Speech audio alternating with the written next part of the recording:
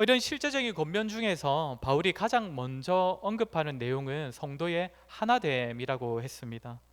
바울은 하나님께서 한 교회로 부르신 성도라면 누구와도 모든 온유와 겸손함으로, 또 오래 참음이 있는 사랑으로, 또 평안에 매는 줄로 성령이 하나 되게 하신 것을 힘써 지켜야 한다라고 권면을 하고 있다 했습니다.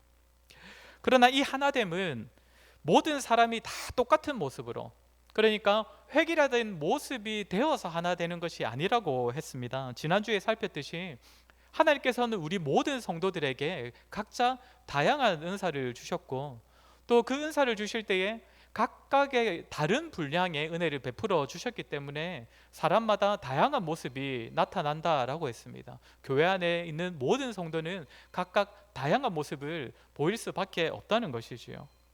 그런 가운데서도, 그렇게 다양한 모습 가운데서도 예수 그리스도께서 고난 당하시고 부활하여 하늘에 올라가심으로써 먼저는 우리에게 구원을 선물하여 주셨고, 또한 그 은혜를 통하여서 우리 각자에게 각각의 은사와 직분을 선물로 주셨기 때문에 성도는 자신이 받은 것을 족한 줄로 여기고, 많이 받은 자도 자랑하지 않고, 적게 받은 자도 그 남들을 부러워하지 않고, 오직 감사와 충성된 마음으로 각자 받은 것으로 교회와 성도를 섬겨야 한다라고 말씀을 드렸습니다.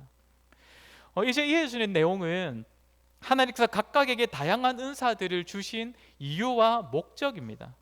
그리고 그 목적을 이루는 데 있어서 목표 지점이 어디까지인지를 이제 바울이 말해주고 있는 내용인데, 이에 대한 내용을 우리가 오늘 주일과 또 다가오는 화요일 이 송구영신 예배 때에 좀 같이 살피도록 하겠습니다. 원래는 이제 송구영신 예배 때는 다른 말씀을 좀 묵상하고 준비하고 있었는데, 오늘 이 설교를 준비하면서 우리 새로운 한 해 우리가 어떠한 영적 목표를 좀 가졌으면 좋겠는가를 좀 나누기에 좋겠다 싶어서 오늘 이 본문과 이 본문을 가지고 오늘과 이 송구영신 예배 때에 같이 전하도록 하겠습니다. 그러니까 오늘 설교는 반쪽짜리입니다. 그래서 완성된 설교를 들으시려면 반드시 송구영신 예배 때에 참석을 하셔야겠지요. 오늘 설교할 내용은 크게 두 가지입니다. 하나님께서 각 사람에게 다양한 은사를 베푸셔서 그 은사대로 교회에 사람을 세우시는데, 11절을 보면 바울은 그중 몇 가지를 소개하고 있습니다. 특별히 그 당시의 말씀과 관련되어 있는 직분들인데, 이 직분들에 대하여서 우리가 함께 살피고, 두 번째로는 하나님께서 이렇게 각자에게 다양한 은사를 주신 이유입니다. 이에 대하여 오늘 말씀을 전하도록 하겠습니다. 먼저 오늘 바울이 소개하는 직분이 나오는 11절 말씀을 같이 한번 읽도록 하겠습니다. 오늘 본문 11절 말씀입니다. 시작. 그가 어떤 사람이요?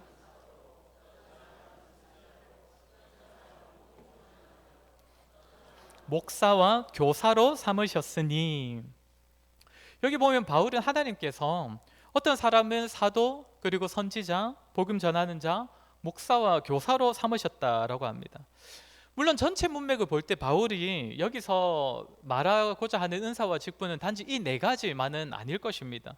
고린도전서 12장이나 로마서 12장을 보면 바울은 거기선 하나님께서 주신 더 다양하고 많은 은사와 직분들을 말하고 있습니다.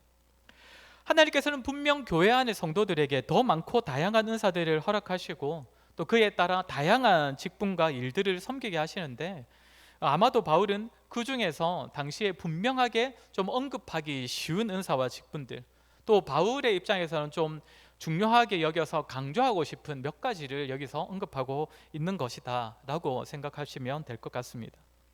먼저 바울이 말하는 직분은 사도입니다. 사도는 보냄을 받은 자, 보내심을 받은 자라는 의미이지요. 예수님께서 직접 불러서 보내신 자들이 사도라는 것입니다. 사도행전 1장을 보시면 이렇게 세워진 사도들의 자격이 무엇인지에 대하여서 두 가지를 말하고 있는데, 우리 사도행전 1장 22절 말씀 우리 같이 한번 읽도록 하겠습니다. 1장 22절입니다. 시작. 항상 우리와 함께 다니던 사람 중에 하나를 세워 예수께서 부활하심을 증언할 사람이 되게 하여야 하리라 하거늘. 이 구절은 예수님을 배신한 가룟 유다를 대신하여 사도 한 사람을 더 세우고자 할 때 어떤 사람을 세울 것인가, 이렇게 베드로가 했던 말인데, 베드로는 먼저 뭐라고 합니까? 항상 우리와 함께 다니던 사람 중에 세워야 한다라고 말하고 있습니다.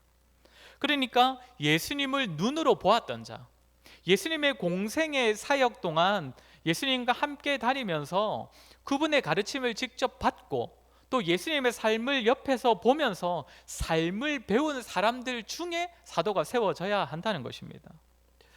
이 조건이 첫 번째 조건인데, 이 조건이 중요한 이유는 두 번째 조건 때문입니다. 사도의 두 번째 조건은 사도의 역할을 말하고 있는데, 그들의 역할은 무엇이라고 합니까? 예수께서 부활하심을 증언할 사람이라고 합니다. 사도는 예수께서 부활하심을 증언할 사람이라는 것이죠. 다시 말해 예수 그리스도를 전하고 가르쳐야 하기 때문에 그분에게서 보고 듣고 배운 것을 그대로 전하는 것이 사도의 역할이기 때문에 사도의 중요한 조건은 예수님 곁에서 보고 듣고 배우는 자여야 한다는 것입니다. 예전에도 한번 말씀을 드렸는데, 이 성경이 이 66권으로 간추려질 때 우리가 이것을 하나님의 말씀으로 볼 것인가 아닌가 할 때 아주 중요한 특성 중에 하나가 있었는데, 그것이 무엇이냐면 사도성입니다. 사도성. 그러니까 사도들이 가르쳤던 그 가르침에 위배되지 않는가, 그 가르침과 동일한가를 따져서 이것을 우리가 하나님의 말씀으로 볼 것인가 말 것인가, 이것을 정했다고 했습니다. 왜 그렇습니까? 사도는 예수님의 곁에서 보고 듣고 배웠던 자들이기 때문입니다. 그런데 이 직분은 예수님께서 돌아가시고 한 세대 정도가 지나면서 사라지게 됩니다.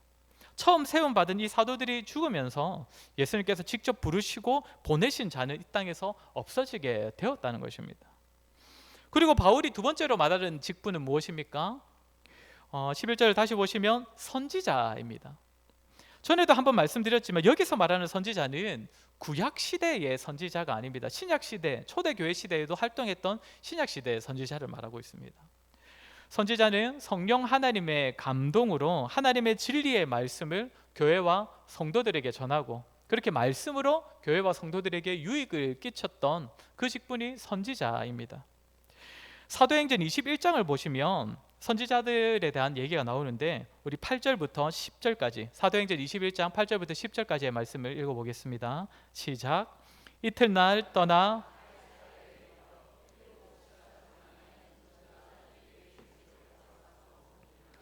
그에게 딸 넷이 있는데 처녀로 예언하는 자라. 여러 날 머물러 있더니 아가보라 하는 한 선지자가 유대로부터 내려와. 여기 보면 이제 빌립 집사에게 있었던 네 딸에 대한 얘기가 있고, 그들은 다 뭐라고 합니까? 예언하는 자들이었다라고 합니다.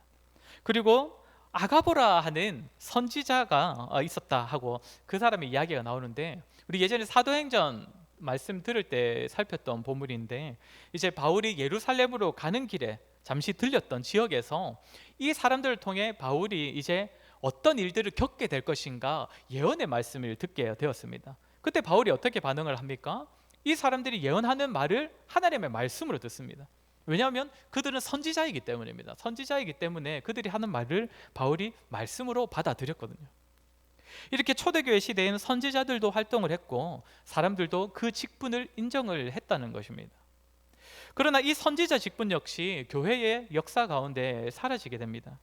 사도와 마찬가지로 교회가 이제 점점 발전을 하면서 조직을 갖추고 규모를 갖추고 또 안정된 구조를 갖추기 시작함으로써 선지자 직분도 사라지게 되었다는 것이죠.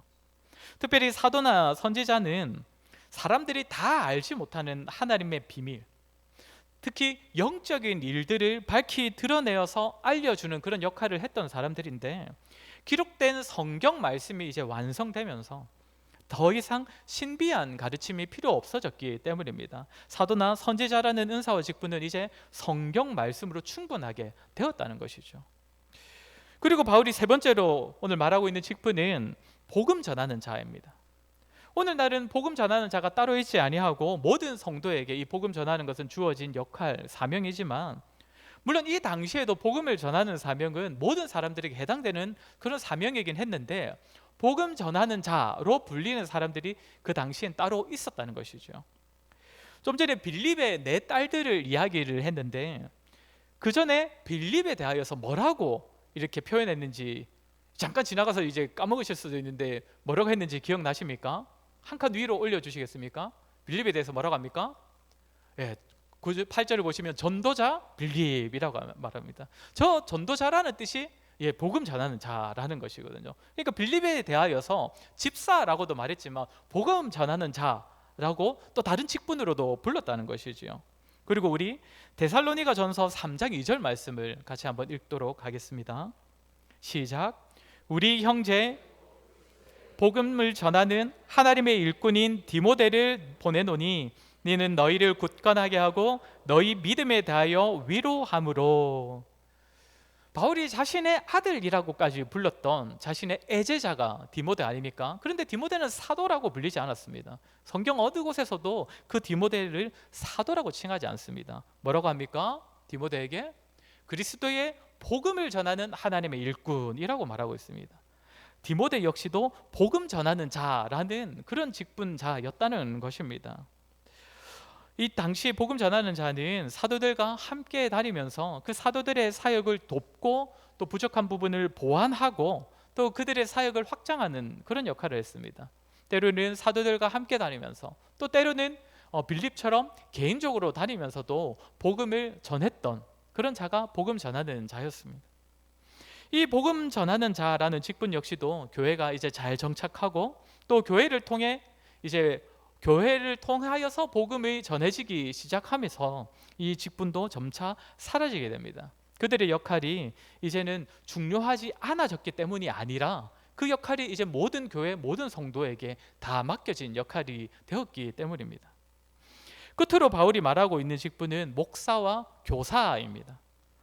이 표현을 목사와 교사라고 해서 목사, 교사 따로 보면서 두 가지 직분을 따로 말하는 것이다 라고 말하는 사람도 있고, 목사 곧 교사라는 표현으로 들어서 한 가지 직분을 말하는 것이다 라고 그렇게 보는 사람도 있습니다. 저기 마지막에 보시면 목사와 교사라고 되어 있지요. 중요한 것은 이 직분은 오늘 본문에서 바울이 말하는 직분 중에 유일하게 지금까지도 존재하고 있는 직분이라는 것이죠. 여기서 목사는 저 같은 오늘날의 목사를 말하는 것이긴 하지만 직접적으로는 헬라어로 볼 때 목자라는 단어입니다. 목자. 그렇게 여기서 말하는 목사는 양을 치는 역할을 맡은 직분을 말하는 것이지요. 말씀으로 성도들을 돌아보고 위로하고 권면하는 그런 역할을 맡은 사람. 그래하여 목자가 양을 인도하는 것처럼 성도를 말씀으로 잘 인도하는 역할을 맡은 직분이 여기서 말하는 목사라는 것입니다. 이 역할은 오늘날로 치면 저 같은 목사의 역할이기도 하지만 사실 목사만의 역할은 아닙니다. 더 정확히는 장로의 역할입니다. 장로의 역할. 목사를 포함한 모든 장로의 역할이지요. 장로의 주된 역할은 제가 한 번씩 기회 될 때마다 언급하는데 성도를 돌아보는 것입니다. 말씀으로 성도를 신방하고 위로하고 또 말씀으로 영혼을 돌보고 섬기는 역할이 여기서 말하는 목사이고, 이것은 오늘날 목사를 포함한 모든 장로의 역할이라는 것입니다. 그리고 오늘 본문의 교사는 말 그대로 가르치는 사람을 뜻합니다. 무엇을 가르치겠습니까? 하나님의 말씀을 성도들에게 가르쳐서 이해시키고 또 진리를 바르게 알게 함으로써 바른 믿음 위에 성도가 세워지게 또 자라게 하는 역할을 맡은 자가 여기서 말하는 교사인데, 이 역할은 오늘날 설교를 맡은 목사라고 말할 수 있을 것입니다. 자, 이렇게 바울이 소개하는 네 직분, 네 직분이라고도 할 수 있고 5개라고도 말할 수 있을 것인데, 이 직분들의 공통된 특징이 무엇입니까? 말씀과 관련되어 있다는 것입니다. 예수님께 받은 그 말씀을 그대로 전하고 또 성령의 감동으로 감추어진 말씀을 드러내고 또 복음을 전하고 말씀대로 성도들을 먹이고 인도하고 위로하고 또 말씀을 가르치는 역할. 그러면 여기서 바울이 강조하려는 말이 무엇이겠습니까? 이제 바울은 이어지는 내용들에서 교회와 성도들이 함께 이제 자라는 이야기를 할 것인데, 교회와 성도가 성숙하고 성장하는 데 있어서 너무나 중요한 것이 무엇이라는 얘기입니까? 하나님의 말씀이라는 것입니다. 말씀을 지속적으로 받고 또 그 말씀을 받을 때에 바른 말씀을 듣고 배워야 하며 그 말씀대로 인도함을 받아야 한다는 것입니다. 이것이 성도 개인에게도 또한 공동체인 교회에게도 너무나 필요하고 중요하고 유익하기 때문에 교회 안에 있는 다양한 은사들이 전부 다 교회를 세우고 성도를 섬기는 역할을 하지만 모든 성도가 함께 섬김을 받아야 하는 은사와 직분은 무엇보다 주의 말씀으로 섬기는 그 직분의 섬김이라는 것입니다. 정말 모든 성도는 말씀으로 가르침을 받아야 하고 또 말씀의 인도함, 말씀의 다스림을 받아야 합니다. 말씀으로 섬김을 받아야 한다는 것이죠. 정말 가능하다면 정말 저는 참 개인적으로 모든 성도님들을 제가 직접 좀 성경을 가르치는 그런 일들을 하고 싶습니다. 연령별로 좀 나누기도 하고 또 이 수준별로도 좀 나누곤 해서 그렇게 또 성경을 참 가르치고 싶은데 사실 시간적으로도 좀 부족하고 또 여건도 좀 사실 잘 안 맞아서 그렇게 제가 참 권면드리고 싶은 것은 어쨌든 있는 시간들, 있는 그 가르침을 받을 수 있는 그 시간들을 정말 좀 잘 활용하고 찾으시라는 그런 말씀을 좀 드리고 싶습니다. 제가 주일 오전에는 보통 이 성경 본문으로 가지고 쭉 이렇게 이어서 설교를 하고 또 오후 예배는 이전에는 제가 교리를 가르쳤었고 또 이제는 교회사를 이렇게 가르치고 있는데 제가 수요일에는 성경 자체를 좀 다루고 그 성경 자체를 가지고 좀 성도님들께 가르치는 그런 시간을 좀 가지고 있습니다. 그래서 이제 제가 이 한 장, 뭐 두 장 이렇게 다루다 보니까 작년 초에 창세기 1장부터 시작했던 것이 2년 다 되어 가는데 이제 지금 민수기 막 들어와서 이제 하고 있거든요. 그만큼 이제 성경 자체를 나름대로는 좀 간추려서 중요한 부분만 한다고 하는데도 이게 굉장히 오래 걸리고 있는데 정말 이 시간들을 우리 성도님들이 좀 사모하셨으면 좋겠습니다. 성경 자체를 배우는 걸로만 따지면 공예배보다 수요 기도 때 말씀 배우는 시간이 훨씬 더 유익한데 우리 성도님들이 정말 말씀을 가르침을 받는 자들 그 가르침 말씀을 배워지는 그 섬김은 우리 모든 성도가 받아야 하는 섬김이기 때문에 좀 그 자리를 좀 사모하셨으면 좋겠다 하는 그런 마음이 있습니다. 그리고 우리 성도님들은 가르침을 받는 것과 동시에 말씀의 다스림을 받는 그런 섬김도 받으셔야 합니다. 우리 교회에도 말씀으로 다스리는 역할을 맡은 저도 있고 또 우리 장로님들도 계시지요. 그렇게 이 역할을 맡은 자들에게서 말씀으로 권면을 받고 때로는 말씀으로 위로받고 다스림을 받는 것을 꺼려하지 마시기 바랍니다. 간혹 신방을 부담스러워 하시는 성도님들이 계신데 물론 이해는 됩니다. 예, 언제나 뭐 신방을 뭐 하고 싶을 때 다 할 수는 없는데 이해는 되지만 그럼에도 신방은 너무나 중요합니다. 저나 우리 장로님들께서 우리 성도님들 한 번씩 만나자고 하면 너무 부담스러워하지 마시고 하나님의 방문으로 여기시고 실제로 신방이라는 단어는 성경에서 하나님께서 방문하시다라고 할 때 그 단어에서 신방이라는 단어가 시작되었거든요. 그러니까 말씀으로 다스림을 받는 시간이다라고 여기셔서 그렇게 신방을 꺼려하지 마시고 기꺼이 그 말씀의 다스림을 받으시고 또 그 말씀의 유익을 누리시길 바랍니다. 자, 이제 두 번째로 하나님께서 교회에 이렇게 다양한 은사와 직분을 주신 이유입니다.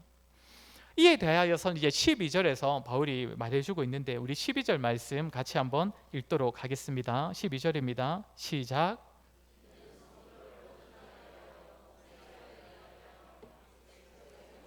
세우려 하심이라. 교회에서 이따금씩 하는 이야기가 자리가 사람을 만든다, 직분이 사람을 만든다 이런 말들 하지 않습니까? 하나님께서 직분과 일을 주시는 것은 그 일을 맡은 사람에게 참 복이 되고 유익이 되고 또 그 사람을 자라게 한다는 뜻에서 우리가 그런 말들을 참 자주 사용을 합니다. 이런 차원에서 하나님께서 주신 은사, 직분은 하나님께서 주신 선물이라고 우리가 분명하게 말할 수 있을 것입니다. 당연히 그 말도 맞는 말이지만 그럼에도 하나님께서 우리에게 다양한 은사와 직분을 각각에게 주신 이유는 먼저는 교회와 성도들을 섬기기 위함입니다. 직분은 그들을 섬기라고 우리에게 주신 것입니다. 이 차원에서 바울은 12절에서 세 가지를 말해주고 있습니다. 단계적으로 되어 있는데 먼저는 성도를 온전하게 하여라고 말하고 있습니다. 하나님께서 우리에게 어떤 은사를 주셨든지 또 얼마만큼을 주셨든지 그 은사를 주신 이유는 다른 성도들을 온전하게 하는 일을 섬기도록 하기 위함이라는 것입니다. 여기서 온전하다는 말은 준비된다라는 말인 의미인데, 직접적으로는 어그러진 뼈를 끼워 맞춘다, 제자리를 찾아간다, 이런 의미입니다. 그런 경험이 있는 분 계실지 모르겠는데, 골절상을 입거나 또 팔이나 턱뼈가 좀 빠져 보신 분들은 일단 뭘 해야 됩니까? 제자리를 찾아가는 그 역할을, 그 일들을 먼저 해야 하지 않습니까? 여기서 말하는 성도를 온전하게 한다는 의미도 성도의 어그러진 모습을 바로 잡아서 제자리를 찾아가도록 하는 그런 일들을 섬겨야 한다는 것이지요. 불신자만이 아니라 사실 모든 성도에게는 어그러진 모습들이 있습니다. 그렇지 않습니까? 우리도 나면서부터 죄인 되었기 때문에 스스로는 늘 그렇게 살아와서 이게 어그러진 모습인지 원래 이런 건지 좀 헷갈리기도 하지만, 사실 조금만 들여다보면 죄로 인하여서 철저히 자기 중심성으로 살아가고 있는 모습들, 또한 말씀을 사모하여 가까이 하려고 하지만 또한 말씀을 거부하고 싶고, 또 말씀을 멀리하고 경건을 멀리하는 그런 모습들, 또 인격적으로도 성숙하지 못한 그런 모습들까지 우리에게는 정말 어그러져 있는 다양한 모습들이 존재한다는 것입니다. 누구나 가지고 있는 이런 어그러진 모습 때문에 하나님께서 교회에 주신 것이 무엇이라는 겁니까? 각 사람에게 다양한 은사와 직분을 주셨다는 것입니다. 다른 사람의 어그러진 모습들을 섬길 수 있도록, 그 부분을 섬겨서 부족함을 메워주고, 뾰족한 부분은 받아주고, 또 거친 부분은 다듬어주는 그런 역할들을 하라고 하나님께서 우리를 교회에 불러주셨고, 우리 교회에서 우리 각자 성도들에게 다양한 은사들을 허락하셨다는 것입니다. 일을 섬기는 것보다 더 힘든 게 사람을 섬기는 것이다 라고 말을 하지요. 나랑 맞지 않는 사람, 나에게 상처 주는 사람을 받아주고, 그 사람의 어그러짐을 바로 잡아주는 역할들을 정말 지혜롭게 해내는 것은 결코 쉽지 않습니다. 그럼에도 하나님께서는 우리에게 그 섬김을 감당하라고 많게나 적게나 우리 각자에게 은사를 베푸셨습니다. 예수 그리스도를 보내어 주셔서 그 일들을 해낼 수 있도록 우리에게 각각에게 다양한 은혜들을 베풀어 주셨습니다. 그렇게 사랑하는 성도 여러분, 누군가의 어그러진 모습이 보인다면, 다른 사람의 부족함과 정말 인간적으로는 외면하고 싶은 그런 단점들이 보인다면, 하나님께서 그 어그러진 부분, 하나님께서 저 사람의 그 부족한 부분을 나보고 섬기라고 하시는 것이구나, 그렇게 받아들이시기 바랍니다. 우리가 부족하더라도 다른 사람의 어그러짐을 섬길 때에 주께서 우리의 섬김을 통해 다른 성도의 그 어그러진 부분들을 바로 잡아주시고 회복시켜 주시는 은혜를 우리 교회 가운데 베풀어 주실 것입니다. 이렇게 하나님께서 우리에게 은사와 직분을 주신 이유는 먼저는 다른 성도들을 온전하게 하는 것이고, 그 뒤에는 어떻게 이어지고 있습니까? 봉사의 일을 하게 하며 라고 합니다. 봉사의 일을 하게 하며, 다시 말해 어그러진 부분을 바로 잡아주는 것에서 그치지 아니하고 봉사의 일을 하게 하는 것까지 이어져야 한다는 것이지요.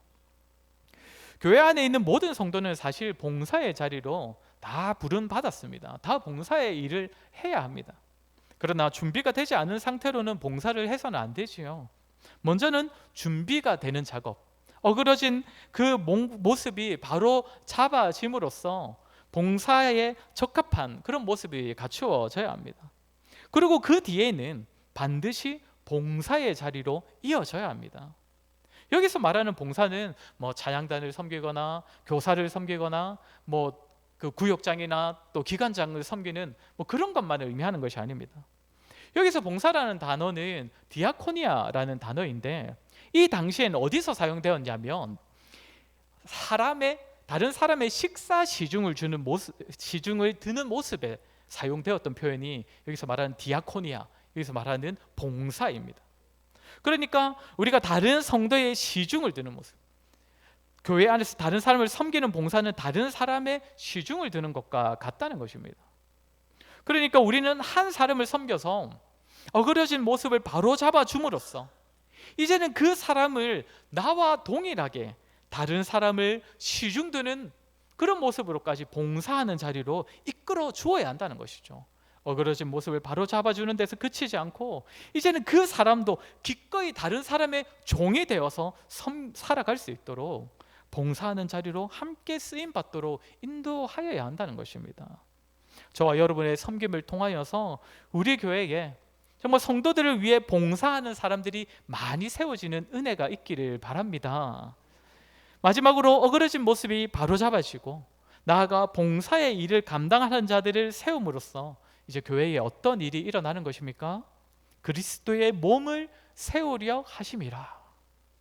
하나님께서 사람들마다 은사와 직분을 주신 궁극적인 이유는 무엇입니까? 그리스도의 몸, 즉 교회를 세우기 위해서라는 것입니다. 성도들마다 은사에 따라 맡은 봉사의 일을 섬기는 궁극적인 목표는 교회를 세우기 위함이라는 것이지요. 그리스도의 몸인 교회가 바르게 세워진다는 것은 당연히 좋은 건물을 세운다는 의미도 아니고 좋은 시스템을 갖춘다는 의미도 아닙니다. 좋은 건물과 좋은 시스템도 무엇을 하느냐, 그것을 무엇을 하느냐가 굉장히 중요하지요. 교회가 세워진다는 것은 결국 사람이 세워지는 것입니다. 어그러졌던 성도가 회복되어서 교회와 성도를 기쁨으로 섬기는 봉사의 일을 하는 데까지 이어지게 될 때에, 이런 사람들이 많아질 때에 그것이 교회가 세워지는 모습이라는 것입니다. 그렇게 우리가 우리의 교회를 위해서 기도하고 또 교회가 바르게 세워지기를 기대한다면 우리는 한 사람을 품을 줄 알아야 합니다. 교회가 잘 되기를 바라면서 옆에 있는 성도 한 사람에 대한 마음을 품지 못한다면 그런 모습으로는 우리 교회를 바르게 세울 수 없다는 것입니다. 그렇게 사랑하는 성도 여러분, 한 영혼을, 정말 한 사람의 성도를 귀하게 여기시기 바랍니다. 우리가 한 사람을 잘 섬길 때에 그 사람의 영혼이 변화될 것이고 어그러진 모습이 정말 바르게 세워질 것이고 그가 성숙하게 됨으로써 이제 우리 교회가 자랄 수 있을 것입니다. 한 사람이 자라는 것이 교회가 세워지는 것임을 잊지 마시기 바랍니다. 이렇게 오늘 교회 하나님께서 주신 직분 중에 바울이 언급한 몇 가지 직분들과 그 직분을 비롯하여 하나님께서 교회에 다양한 직분들을 허락하신 이유에 대해서 우리가 함께 살폈습니다. 무엇보다 교회는 말씀이 중요하기 때문에 말씀의 직분을 우리는 귀하게 여겨야 하고 또 스스로 말씀을 맡은 자의 섬김을 받아야 하는 자라는 사실을 반드시 기억하시길 바랍니다. 또한 서로를 섬기는 것이 얼마나 중요한지, 한 사람을 섬김으로써 우리 교회가 바르게 세워질 수 있다는 사실을 기억하시고 한 사람을 섬기고 변화시키는 일에 열심을 다하시는 저와 여러분 되기를 주의 이름으로 간절히 소원합니다. 우리 시간 말씀을 기억하며 우리 같이 한번 기도했으면 좋겠습니다. 우리 모두는 말씀의 섬김을 받아야 합니다. 말씀의 가르침을 받아야 하고 말씀의 신방을 받아야 합니다. 우리 모두가 정말 이 말씀의 섬김을 귀하게 여기고 또 그 섬김을 받아서 정말 성숙에 이르게 되는 일들이 많이 있게 해달라고 기도하시고, 또한 기도할 때에 정말 한 영혼을 귀하게 여기는 마음을 달라고 기도합시다. 한 사람의 어그러진 모습을 바로잡아주고 그 사람을 봉사하는 자리로 이끌어 세울 때에 그것이 우리 교회가 더욱 힘있게 세워지는 것임을 기억하여서 하나님, 한 영혼을 귀하게 여기게 하여 주시옵소서. 한 영혼을 귀하게 여겨 그 사람을 온전히 섬길 수 있도록 아버지 하나님께서 겸손한 마음과 우리들에게 더 큰 믿음을 허락하여 주시옵소서. 우리 이 시간에 들은 말씀을 기억하며 같이 한번 기도하도록 하겠습니다. 기도하겠습니다.